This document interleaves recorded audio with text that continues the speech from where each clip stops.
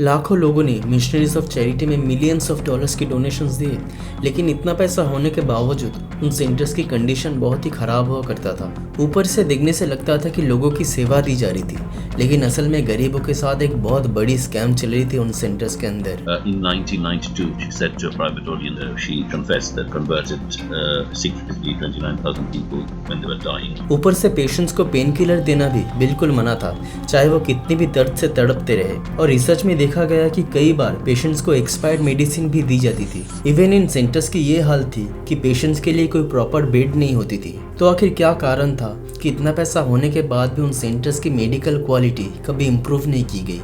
आखिर इस स्कैम के पीछे रीजन क्या था? She converted people when they were not able to consent. And dedicated her life to the poorest of the poor in Calcutta. She's a creature of darkness. Mother Teresa has been declared a saint. Take the baby in to convert the baby and then sell them in the West.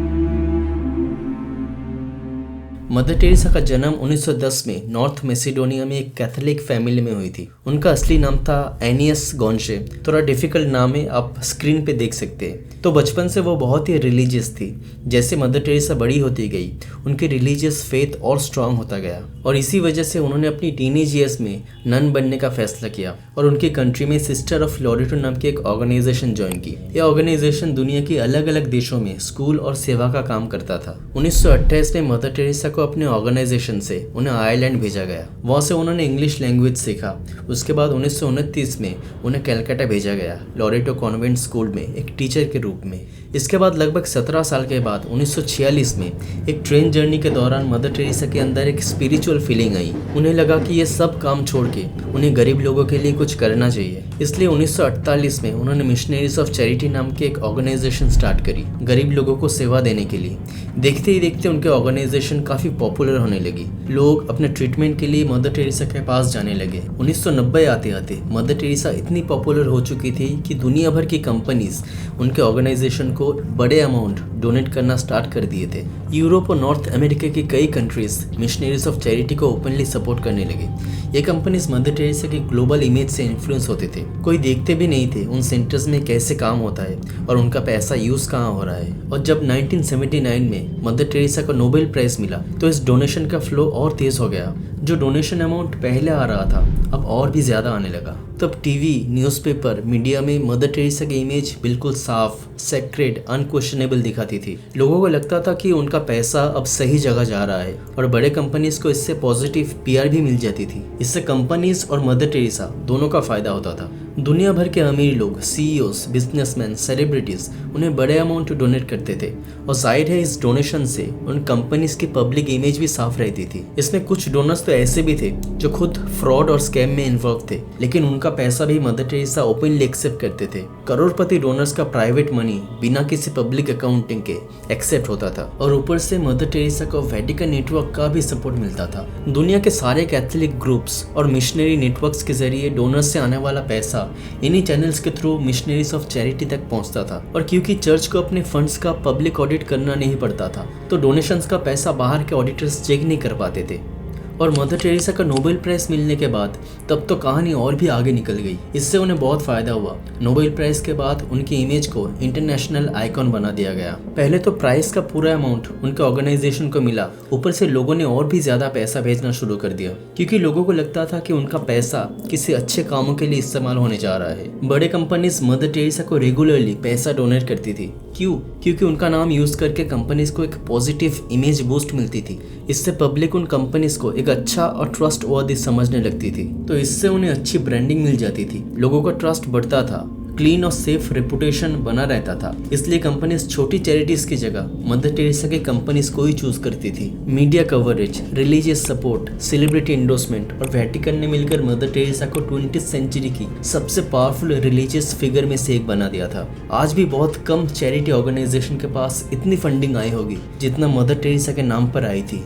इनमें से बहुत सारे funding fraud और scammer से भी आ रहा था। उनमें से एक था चार्ल्स कीटिंग, अमेरिकन बिजनेसमैन जो 1980s के सेविंग्स और लोन स्कैम में फंसे हुए थे। पूरे यूएस हिस्ट्री के सबसे बड़े फाइनेंशियल फ्रॉड में से एक। कीटिंग ने मिशनरीज ऑफ चैरिटी को बड़े अमाउंट डोनेट किए थे और उनका पैसा ना सिर्फ एक्सेप्ट किया गया बल्कि मदर टेरेसा इसके बदले कीटिंग को एक सपोर्टिव लेटर भी लिख के दिया था। इसके बाद कीटिंग फ्रॉड में कन्विक्ट हो गया और प्रोसिक्यूटर्स ने मदर टेरेसा को ऑफिशियली डोनेट किया हुआ पैसा वापस करने के लिए रिक्वेस्ट की, मगर वो पैसा कभी रिटर्न नहीं किया गया। इस तरह हैती कंट्री के एक डिक्टेटर से भी पैसा रिसीव किया जा रहा था जिनके ऊपर करप्शन और मर्डर्स के एलिगेशंस लगे हुए थे। इसके बावजूद मदर टेरेसा ने उनके गवर्नमेंट से पैसे रिसीव किए और पब्लिकली उनकी तारीफ भी की है। मदर टेरेसा के पॉजिटिव स्टेटमेंट्स, उनके साथ ली गई फोटोग्राफ्स इन क्रिमिनल्स ने अपनी इमेज क्लीन करने के लिए यूज़ किया। मगर इतना पैसा आने के बाद भी सेंटर्स की कंडीशन कभी इम्प्रूव नहीं की गई। बाद में बहुत सारे जर्नलिस्ट और डॉक्टर्स वहां गए, सभी ने लगभग एक ही चीज़ नोटिस की, जैसे पेशेंट्स के लिए कोई बेड नहीं होती थी, गंदे पुराने मैट्रेस, भीड़। ये सेटअप देख के लगता नहीं था कि इन्हें मिलियंस ऑफ डॉलर्स की डोनेशंस मिलती थी। इन सेंटर्स में एक ही इंजेक्शन को बार बार अलग अलग लोगों पे यूज किया जाता था। ऊपर से पेशेंट्स को पेन किलर देना स्ट्रिक्टली मना था, चाहे वो कितना भी दर्द में हो, फिर भी उन्हें पेन किलर नहीं दिया जाता था। इन लोगों को जबरदस्ती सफर करने पे मजबूर किया जाता था। इसके साथ वुंड क्लीनिंग, इंजेक्शन और पेशेंट हैंडलिंग, ये सारे काम उन लोगों द्वारा किए जा रहे थे जिनके पास कोई मेडिकल ट्रेनिंग नहीं होती थी। मतलब इतने बड़े मिशनरीज में कोई प्रॉपर डॉक्टर या नर्स नहीं होता था। रिपोर्ट्स के मुताबिक बहुत सारे पेशेंट्स को प्रॉपर टेस्ट, डायग्नोसिस या मेडिकल ट्रीटमेंट मिले बिना ही मौत हो जाती थी। ये सब इन्फॉर्मेशन तब सामने आई जब प्रॉपर इन्वेस्टिगेशंस हुए, डॉक्यूमेंट्रीज बनी। उनमें से एक थे क्रिस्टोफर हिचन्स। उन्होंने 1994 में हेल्स एंजल शो में ये सारी चीज़ें दिखाई, जिससे मदर टेरेसा की सच्चाई दुनिया के सामने आ गई। इन इन्वेस्टिगेशंस में एक चीज़ बार बार सामने आता था कि जितना भी पैसा डोनेशंस में मिलती थी वो कभी पेशेंट्स के केयर पे इस्तेमाल नहीं होता था। जो संगठन गरीबों की सेवा के लिए बनाई गई हो, सालों तक लोगों ने भर भर के डोनेशंस दिए, लेकिन रिसर्च में देखा गया कि पैसा सिर्फ बैंक में जमा होता था। मिलियंस ऑफ डॉलर्स की संपत्ति थी मिशनरीज ऑफ चैरिटी के पास। यह ऑर्गेनाइजेशन अपनी फाइनेंस स्टेटमेंट पब्लिक नहीं करता था, ना कोई एनुअल रिपोर्ट दिया जाता था और ना ही कोई पैसों का ब्रेकडाउन मिलता था, यानी कोई डिटेल नहीं मिलता था कि पैसा आखिर खर्च किस पर हो रहा है। इंडियन गवर्नमेंट ने कई बार अकाउंटेबिलिटी मांगी, खासकर फॉरेन डोनेशंस के यूसेज को लेकर, लेकिन उन रिक्वेस्ट का कोई क्लियर जवाब नहीं मिलता था। कुछ रिपोर्ट्स में तो ये भी देखा गया कि पैसा इंटरनेशनल रिलीजियस नेटवर्क्स के थ्रू सर्कुलेट होता था। अब सवाल है, आखिर इतना पैसा आने के बाद भी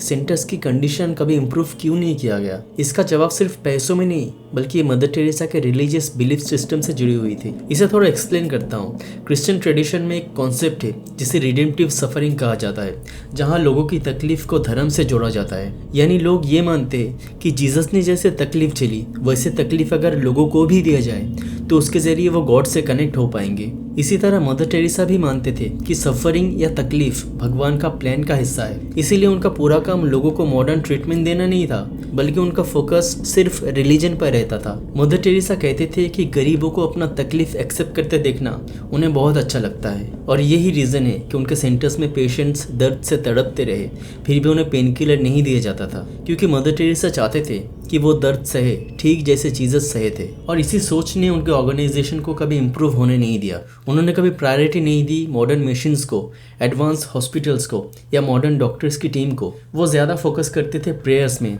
स्पिरिचुअलिटी में।